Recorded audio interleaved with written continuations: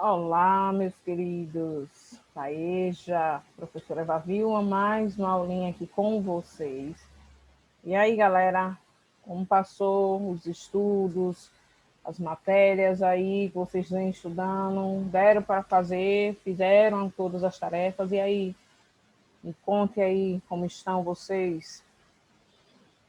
Espero que tenham, né, todos acompanhado, levantado um pouquinho, né, do comodismo e feito, porque agora chegamos aqui à reta final dessas nossas aulinhas online e hoje é o nosso revisão geral, depois vamos ter aí a avaliação, depois informamos aí a vocês e hoje vamos rever aqueles assuntos que foi dado durante esse período e só rever mesmo, porque vocês já viram um pouquinho do, dos conteúdos que tem lá no material, no livro de vocês, certo? E quem desejar assistir mais a uma aulinha, vão lá no portal Estude em Casa. Vamos lá passar o material que eu preparei, galera.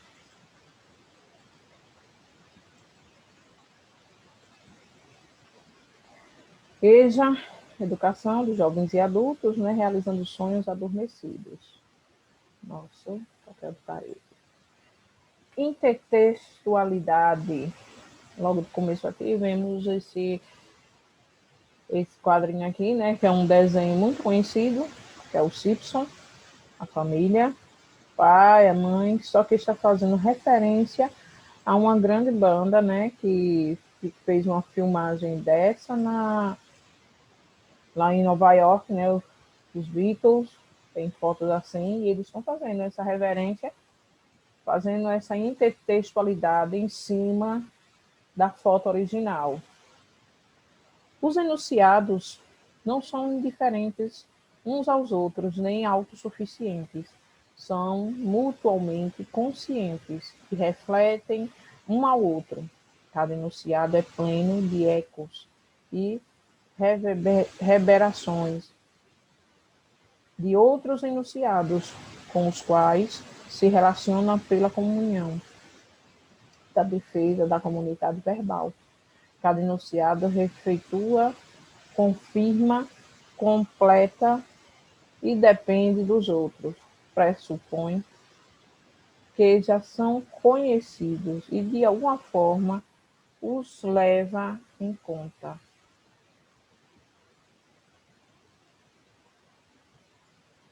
O texto retribuiu a língua. Uma das vias dessas reconstrução é a de permutar textos que existiam ou existem ao redor do texto considerado e, por fim, dentro dele mesmo.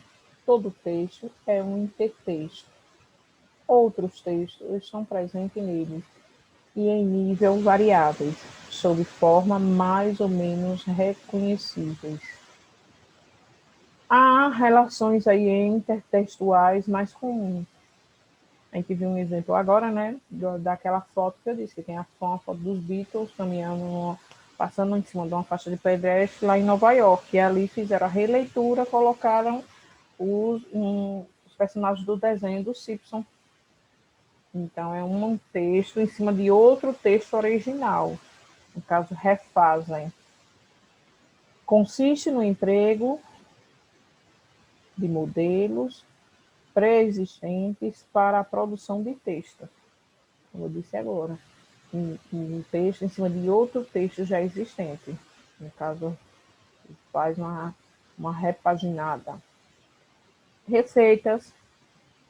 As receitas são a enumeração de ingredientes, mas preparo em gibis, né, revista em quadrinho, sequência de quadrinhos com falas de personagem balão, soneto, que é poema composto por 2 quartetos e 2 terços. Então, vocês já viram, e só relembrando aqui mais um pouquinho. Agora vamos aí para figuras de linguagem, denotativa e conotativa. O que é denotação? Ou sentido denotativo? É o sentimento real das palavras, aquele que todas as palavras conhecem e que é igual para todos. Verifica-se quando as palavras são utilizadas sem intenções especiais ou sem sentido secundário. Vamos ver a conotação. O conotação tem um sentido conotativo, é um sentido figurado que damos às nossas palavras existentes quando querem dar um valor expressivo ao que dizem. As palavras usadas significam uma coisa diferente daquele que a pessoa sabe. Será um significado secundário ou da nossa imaginação.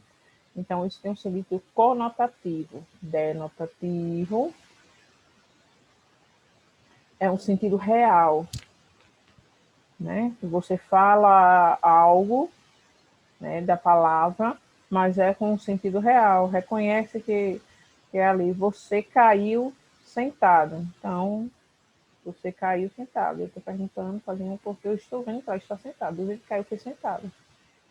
E agora, conotativo é o sentido figurado. Aquele homem tem uma cara de pau. Aquele menino tem a canela de pau, né? Fala assim, né? No sentido figurado, porque é dura demais, não sabe jogar. E aí aqui tem uma foto, imaginando a cara de pau.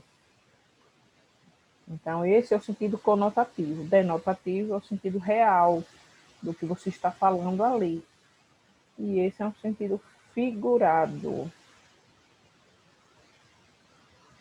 Sinônimos e antônimos. O que são sinônimos? São palavras de sentido igual ou aproximado. Exemplo: alegria, júbilo. Apressou, antecipou. Casa, moradia ou habitação. Carinho, ternura, afeto. Roubou, furtou. Grandes, vastas, amplas e extensas. Esses são os nossos sinônimos. Agora, antônimo. O que são antônimos? Palavras que têm significado oposto, contrário. Barulho, silêncio, bom, mal, certo, errado, doméstico, selvagem, magro, gordo, noturno, diurno. Uso de alguns antônimos nas frases. Conheci uma senhora simpática. Conheci uma senhora antipática. O lutador é forte, o lutador é fraco. Meu irmão abriu a garrafa térmica. Meu irmão fechou a garrafa térmica. Então, aqui são alguns dos nossos antônimos, né? As palavrinhas aí, a frase dando esse significado aí para vocês. Agora, relembrando um pouquinho de concordância nominal e verbal. Verbal, concordância verbal, vamos ver um exemplo primeiro dele. Neste capítulo do curso, veremos um dos aspectos mais ricos da síntese portuguesa, a concordância. Você já aprendeu no conteúdo anterior o análise dos termos essenciais da oração que o verbo e o sujeito estão sempre ligados pelo mecanismo de concordância, sempre está concordando. De acordo com esta relação, o verbo, o sujeito concorda em número e pessoa. Isso vocês também já viram lá no começo. Aqui agora temos a concordância verbal. Veja aí o verbo, sempre concorda com o sujeito. Assumo, o verbo, né? Meus inúmeros erros. Sujeito da primeira pessoa do singular, quem é assumo? Eu. Todas as pessoas sensatas assumem os próprios erros. Então, assumem quem é a pessoa, toda pessoa sensata assume os próprios erros. Estou falando de alguém, então vai ser sujeito da terceira pessoa do singular, que significa ele. Ele assume. Assumimos nossos inúmeros erros. Sujeito da primeira pessoa do plural. Pessoas sensatas assumem os próprios erros. Sujeito da terceira pessoa do plural. Temos aí, né, a classe gramatical, o verbo assumir todo conjugado na primeira pessoa, na terceira, do plural e do singular também. Agora vamos aí ver a concordância nominal. Concordância nominal se ocupa da relação entre os nomes, ou seja, entre as classes de palavra que compõem o chamado grupo nominal, substantivos, adjetivos, pronomes, artigos e numerais. No estudo que faremos a partir de agora, é importante considerar que o comportamento do adjetivo é intensivo. As outras palavras de emprego adjetivo. Então, nominal tem que ser, né, nominado, tem que ser direcionado a quem é o sujeito. Então, a frase tem que ter o sentido nominado àquela pessoa, aquele momento que está se fazendo a oração. Aí, falando aqui agora, vamos fazer frase, oração e período. O que é frase? Frase é todo enunciado do sentido completo, podendo ser formada por uma só palavra ou por várias, podendo ter verbo ou não. A frase exprime através da fala ou da escrita. A frase se define pelo seu próprio comunicativo, ou seja, pela sua capacidade de, no intercâmbio linguístico, transmitir um conteúdo satisfatório para a sua situação em que é utilizada. Exemplo do que é uma frase. O Brasil possui um grande potencial turístico. Aí já é uma frase. Olha outra, uma menorzinha agora. Espantoso.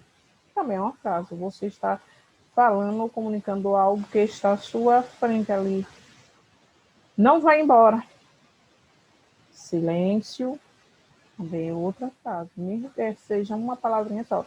Mas já deu um enunciado do que quer falar, do que veio ou que está, né, mostrando a situação. A última aí. O telefone está tocando. Agora vamos ver o sentido da oração. O que é uma oração?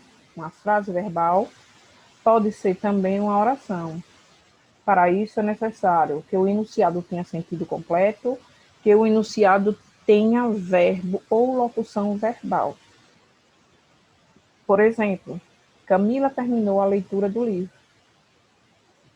Observe aí que na oração as palavras estão relacionadas entre si, como partes de um conjunto harmônico. Elas são os termos ou as unidades sintáticas da oração. Assim, cada termo da oração desempenha uma função sintática. E período, o que é que ele faz? É a frase constituída de uma ou mais orações, formando um todo com um sentido completo. O período pode ser simples ou composto. Período simples é aquele constituído por apenas uma oração, que recebe o nome de oração absoluta. Exemplo: o amor é eterno. Então, o período aí, o amor é eterno. O período aí que está colocado é agora, é o momento. As plantas necessitam de cuidado especiais. As plantas necessitam de quê? De cuidados especiais. Então, está dizendo aí qual é a necessidade das plantas. Então, as plantas necessitam de cuidado, de molhar, de mudar. Terceira frase. Quero aquelas rosas. E tirar o quero, vai ficar, né? Aquelas rosas. Então, quero está mostrando aí o período. Eu quero, vamos dizer assim, agora. O tempo é o melhor remédio. Não é, né, de agora, de imediato. Agora, as interjeições são palavras geralmente invariáveis que servem para expressar sentimento e emoção de uma forma espontânea. Pequenininhas, mas objetivas. Aí tem viva, oxalá, ei, né? Vamos. Então, são as interjeições. Na escrita, vem acompanhada de ponto de exclamação. Sempre que elas estiverem assim, pequenininha, só a palavrinha aí com esse ponto já sabe que é uma interjeição. Locução interjeitiva são grupos de palavras que têm a mesma função das interjeições. Muito bem, queira Deus, Deus seja louvado. Então, são esses as pronúncias das locuções interjeitivas. Alegria, boa, uau, viva, aplausos, viva, parabéns e bis. Então, temos aí as interjeições para cada, né, sentimento, motivo de alegria, aplausos.